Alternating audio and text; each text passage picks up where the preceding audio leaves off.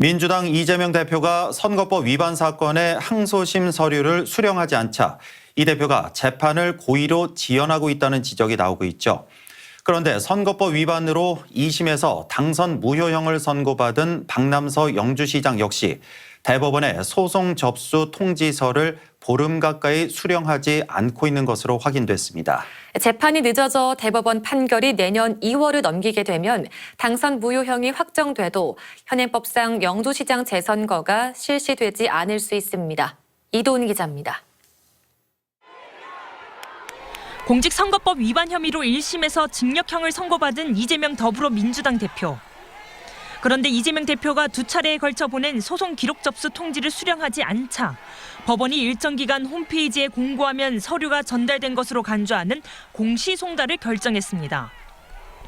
형사소송법상 피고인이 소송 기록을 수령하지 않으면 이후 소송 절차가 진행되지 않습니다. 국민의힘은 이재명 대표가 고의로 재판을 지연하려 한다고 비판했습니다. 일반 국민들이 재판받지 않겠다고 도망다니면 가만두겠습니까? 이재명 대표님 어디 있는지 법원에서 모르시면 저한테 연락하세요. 제가 알려드릴게요. 선거법 위반 혐의로 1심에 이어 항소심에서도 징역 1년 6월에 집행유예 3년을 선고받은 박남서 영주시장. 그런데 박 시장 역시 대법원이 지난 4일 보낸 소송 기록 접수 통지서를 보름 가까이 받지 않고 있습니다. 사유는 주소지에 사람이 없다는 패문 부재.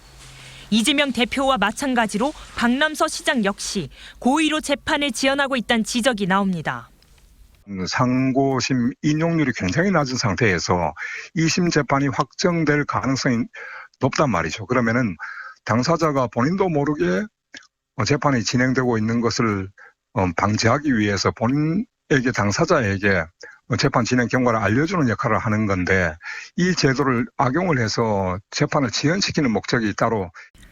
앞서 대법원은 지난 7월 충남도의원의 선거법 위반 사건에서 변호인에게 소송 기록 접수 통지서를 전달하지 않은 채 내린 판결은 위법하다며 당선 무효형을 선고한 원심을 파기한 바 있습니다. 소송 기록 접수 통지서는 피고인이 받은 날로부터 20일 안에 항소 이유서를 제출할 수 있기 때문에 재판에서 그만큼 중요한 서류로 다뤄지고 있는 겁니다.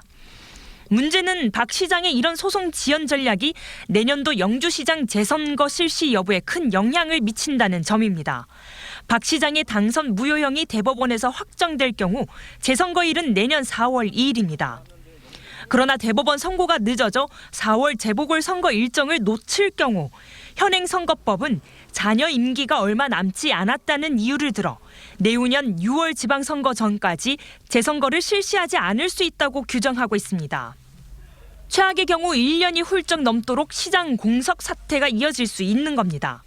지방 소멸과 첨단 베어링 국가산단 등 지역 현안이 산적해 있는 상황에서 지자체장 공백이 미칠 악영향이 우려되는 가운데 영주시장은 재판 고의 지연 의도가 있는지에 대한 취재진의 질의에 어떤 답변도 내놓지 않았습니다.